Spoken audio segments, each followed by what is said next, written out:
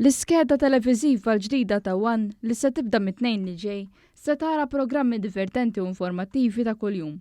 Ma dawk stabbiliti u diġa familjari ma' eluf ta' familji Maltin u Għawċin, din l-iskeda ta' xitwa se tintroduċi anke uċuħ ġodda personalitajiet ta' esperjenza li qed jingħaqdu mal-familja ta' One. Fil-fatt minn nhar it-2 ta' Ottubru se jkun qed jirritorna One Breakfast li għal din is-sena se jkun ippreżentat primarjament mill-preżentatur ġdid tal dan l-istazzjon Dorien Kassar, blajnuna ta' tim sħiħ warajh. Dan il-programm ma kienx fl-aħħar skeda, iżda hemm antiċipazzjoni għar-ritorn tiegħu, dejjem informattiv u divertenti. Dorien għandu ħafna snin ta' esperjenza fuq ir-radju u t-televiżjoni fuq l-istazzjon nazzjonali.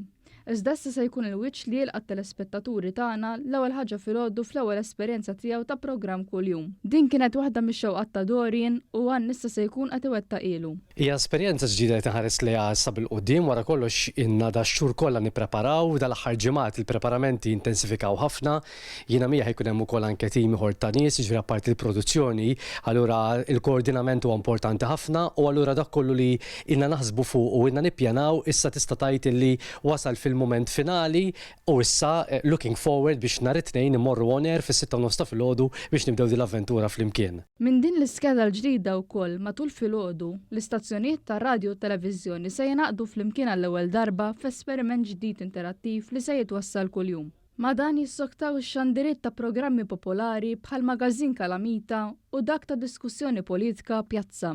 Il-lealtà tal-preżentatur popolari Alfred Zammit u t-tim ta' Kalamita lejn is-segwaċi ta' One żammewhom l-għażla naturali ta' wara nofsinhar. L-istess fil-każ ta' Carl Stanjo Navarra li jisraq ix-xena fil-għaxijiet mit-2 sal-ġimgħa sa qabel il-bulettin prinċipali ta' One News. F'dan ir-rigward, anke dan il-bulettin u s-servizzi tal-aħbarijiet offruti mill-Kamra tal-Aħbarijiet ta' kuljum f'ħinijiet varji se jkollhom il-libsa l-ġdida tagħhom. Sa dan it-tant, tard wara nofsinhar, se tirritorna Ġosett Ċiberras bil-programm Indigo wara pawża qasira. Din id-darba se tkun akkumpanjata minn Lon Kirkop, artist lokali li One qed jagħtih din l-opportunità l-ġdida.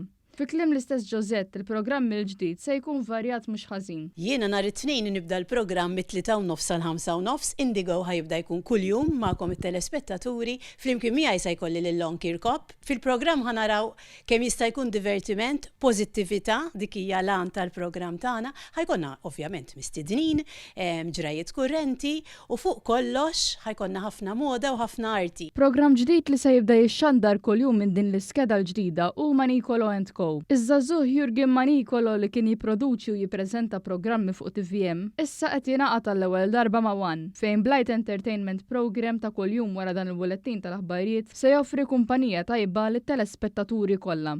Manicolo & Co huwa l-ewwel sensiela tiegħu din is-sena ser inkun qed niltaqa' mat-telespettaturi ta' kuljum it-tnejn sal-ġimgħa wara l-aħbarijiet eżatt u bħala programm huwa lajt ħafna tajjeb għall-familja kollha, dejjem ser ikolli personalitajiet miegħi fl-studios u żgur ser nieħdu gost bil-kumpanija ta' xulxin u jitqgħu xi daħqa wkoll ovvjament.